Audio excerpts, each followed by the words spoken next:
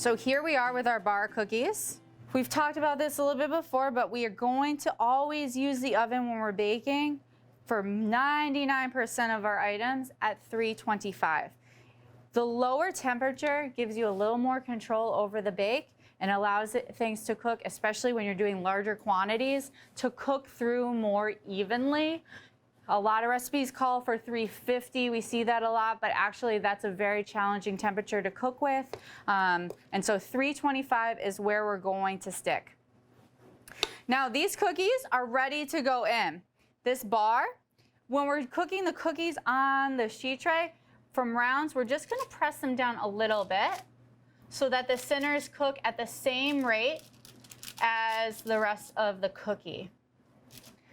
And that doesn't have to be anything wild. Just flatten it out a touch with the back of a spoon or with a spatula, and that will just make sure you have a little bit of an evener cooking process. So here we are. We have our oven preheated to 325. We have our towels handy for removing anything that we need to at any time. And we're gonna put these nice and flat into the oven to bake. Now again, baking times vary per oven. So it's very important that you check things every 10 minutes or so. Set timers for yourself, wear a watch with a timer on it, help yourself out as much as you can. So we have taken out our cookies, you see them here. Although they seem big, this is a lovely size for cookies. This mix we did was with the gluten-free flour, and we would like to show you how amazing and chewy and gooey that they are. The baking soda that we use in the recipe does make sure that these cookies will stay chewy for many days as long as they're kept in an airtight container.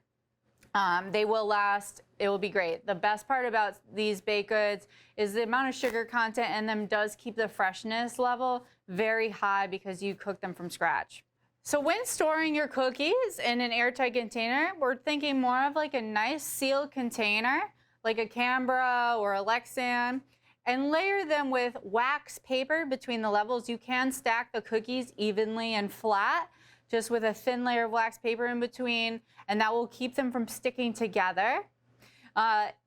You don't want to put them in a container while they're warm. Make sure they are fully cooled before you pack them away. We try not to package things in plastic wrap because the moisture level in them is going to create a textural change that isn't pleasant. It will also make them actually lose a shelf life on that. The best thing to do is to keep them separate and put out just what you need, or if necessary, a wax paper bag or something like that that's clear that you can see the item through will actually maintain a higher quality of product for you for a longer period of time.